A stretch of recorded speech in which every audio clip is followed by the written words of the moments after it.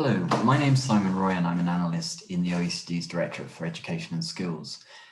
In this presentation, I'm going to take a few minutes to highlight the main findings of the new OECD study on teachers' professional learning in Wales. This study was conducted at the end of 2020 and the first part of 2021, and it's part of a larger OECD project to support cooperation and mutual learning between OECD countries on the issue of teachers' professional learning. One of the key focus areas of the Teachers Professional Learning project overall is continuing professional learning, which is to say professional learning that occurs after initial teacher education. And the project adopts a broad definition of continuing professional learning to encompass all forms of formal and informal learning that aim to support teachers to update and develop their knowledge, skills, and expertise. The project looks at continuing professional learning from three main perspectives: from the level of the perspective of the teacher, which is to say, how do teachers engage in continuing professional learning? What are the kinds of activities they undertake and how do they go about that? The perspective of the schools, which is to say, how do schools and school leaders seek to create an environment that is conducive to professional learning? How do they promote professional learning and help their teachers? And finally, from the project looks at the system, which is to say the broader set of policies and organizations outside schools that support professional learning and help schools and teachers to develop their continuing professional learning. The project also adopts a range of assumptions about what makes for good professional learning and continuing professional learning based on research literature. And here, it's fair to say what the key assumptions are: that teachers should be key agents in their learning, so they should be in charge essentially of directing their learning, that continuing professional learning should be integrated into school life, that CPL should respond specifically to pupils' learning needs in different schools, that CPL should involve evaluation of the effects of the learning, what's actually achieved through the learning, and that CPL should lead ultimately to change, including change in pupil learning outcomes. The project in Wales drew on a number of inputs. It drew on the analysis that's been undertaken in the broader OECD project on professional learning that I mentioned already. It drew on a specific country background report that was prepared by the Welsh Government that outlined policies and practices in Wales. And importantly, it drew on the findings from a series of interviews that were conducted in a virtual visit to Wales. The virtual visit happened in November 2020 and involved, in addition to the OECD colleagues, two international experts, Philippa Cordingley from the Centre for the Use of Research and Evidence in Education, and Helen Timperley from the University of Auckland. Helen, who's based in New Zealand, was essentially involved in the analysis of the findings from the interviews. The interviews took place in November, as I said, and we spoke to a total of over 80 individuals. We spoke to people in 4 schools, both teachers and school leaders in those cases. We spoke to representatives of middle-tier organisations such as the Regional Consortia and Estin. We talked to representatives of the Welsh Government, representatives of universities, particularly those involved in the enquiry projects, and other stakeholders such as the unions. The project in Wales, as in the other projects undertaken in this broader OECD initiative, to adopt a SWOT analysis, so an analysis of strengths, weaknesses, opportunities, and threats in relation to the teachers' professional learning system in the countries which we examine. So strengths and weaknesses considers really how well the teachers' professional learning system for teachers, for schools, and at the system level, how well that system is working.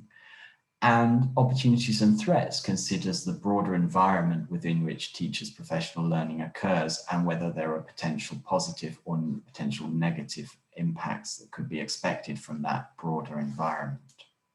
So if we turn to the key findings from the Welsh study, first, in terms of strengths, it's very important to stress that the study team identified a large number of strengths in the Welsh system. And it has to be said that the overall commitment to developing a new coherent system of teachers' professional learning is very impressive in the Welsh context, and certainly something that isn't seen in so many OECD jurisdictions. Overall, the team's very impressed, and particularly impressed by the fact that there's a very coherent strategy in place in Wales, where teachers' professional learning is clearly linked to the introduction of the new curriculum, and that there's been significant public investment in activities to support professional learning for teachers from the Welsh Government. We were also very impressed by the positions of school leaders and the attitudes of school leaders in terms of their new role in professional learning and how they're embracing that new role, and also in their commitment to peer-to-peer learning between schools, which is very developed in Wales and which is also a very positive aspect of the system. We were equally very impressed by the level of commitment which we saw from teachers, and in particular the way that they stressed how professional learning was important to them. This is also something that we see as connected in part to the strong professional standards that exist in Wales for teaching professionals, which emphasize teachers' agency in professional learning and the importance of career-long learning for all those involved in teachers and in leadership roles in schools. If we turn to weaknesses, so whilst in many ways we saw very many strengths in the Welsh system, there were a number of weaknesses. The first relates to the organisation and the roles and responsibilities within the middle tier of organisations that support professional learning for teachers and school leaders in Wales. Here we see examples of very many very valuable activities, but it's clear that not everyone understands who does what within the middle tier. Particularly, there are questions around who does what in the regional consortia, in the new leadership academy. Also, to some extent, what the respective roles of the regional consortia and the inspectorate are. So there's a certain degree of clarity, perhaps, that could be brought to who does what in the middle tier organisations. The second area of weaknesses we identify was perhaps less easy to pinpoint, but we did see in a number of interviews, was the attitude of some to the use of external expertise in supporting professional learning in schools. And here we felt that in some cases there was a very strong emphasis on school-to-school cooperation, but sometimes considerable skepticism as to the value of external expertise. And it's clear that such expertise, whether that's from universities or from other outside bodies, has to be well targeted when it's supporting teachers' learning. But we do want to stress that such external expertise is very important for taking professional learning to a new level and to making it highly effective within the system. Finally, in terms of weaknesses, we highlight the issue of evaluation of the effects of professional learning. We noticed that this, perhaps understandably, has been less of a focus in the system, both for teachers and schools, and also at system level. And that's to say, for teachers, for example, what effects does the professional learning that they engage in have on their teaching practice, and then ultimately on the outcomes that they could observe among their pupils? And if we scale that up, those are also the questions that one might ask at the level of schools, in terms of how is the learning activity that we are engaging in impacting on our activities? And finally, at the system level, how are all of the activities that we are undertaking to support professional learning ultimately impacting on the quality of what's going on in schools and the outcomes that are achieved by pupils? In terms of threats, this is external factors that might be have a negative impact on the professional learning environment in Wales. Here, the first aspect we wanted to highlight was the lack of clarity about the future of GCSE examinations in the secondary school system in Wales. Basically, for many secondary school teachers, the GCSEs are an important focus of their work, and also therefore have an impact on how they prioritize their professional learning.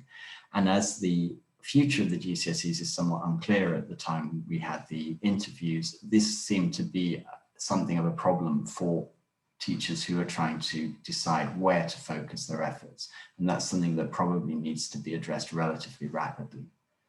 Secondly, something that's inevitable when you move from a system which had a relatively centralized top-down system for accountability to one that's more based on the responsibility of schools and the professionalism of individual teachers, is there's always a risk in that scenario that certain schools that have lower levels of capacity are left behind. And that is something that will need to be carefully monitored as the system evolves, particularly as the capacity in schools has a major impact on how much professional learning and the quality of the professional learning that can happen and how that occurs. Finally, we highlighted in the report the issue of the impact of the COVID pandemic on public finances and the risk that this may reduce funds available for professional learning in the school system. And often we note within other systems that funds for professional learning can be the first things to be cut when funding is tight. And that's something where we would basically caution to say that this is a very important area for investment, and very careful decisions need to be taken before any cuts are made. Finally, in terms of opportunities, so looking more positively towards the future, we really wanted to stress that the planned shift in the evaluation and assessment arrangements in Wales, in particular also the shift towards an inspection regime based more on self-evaluation, would create a very conducive environment to promoting high quality professional learning, where teachers and schools really can shape their own learning strategies and then explain those within the new inspection regime. So we certainly think that that broad shift in the culture almost of the assessment and evaluation systems will be positive for professional learning in Wales. Secondly, schools are, and we note this, schools are receiving increasing support to enhance school leadership capacity and self-evaluation capacity. So this addresses to some extent some of the threats and some of the weaknesses that we highlighted earlier in the report. And finally, we wanted to really highlight the potential of digitalization and the fact that using digital modes of communication has increased in the pandemic for all of the negative consequences of the pandemic, that this is one area that could be built on in the future to develop professional learning in Wales, particularly to build new virtual communities and communities of practice, or extend existing communities of practice, and also to allow people in different parts of Wales to access learning opportunities in other parts of the country, which is something particularly in the remoter areas of Wales that's quite important. So those are really the key findings. If you want to know more, please look at the full report, which is available on the site where this video will be posted. So thank you very much.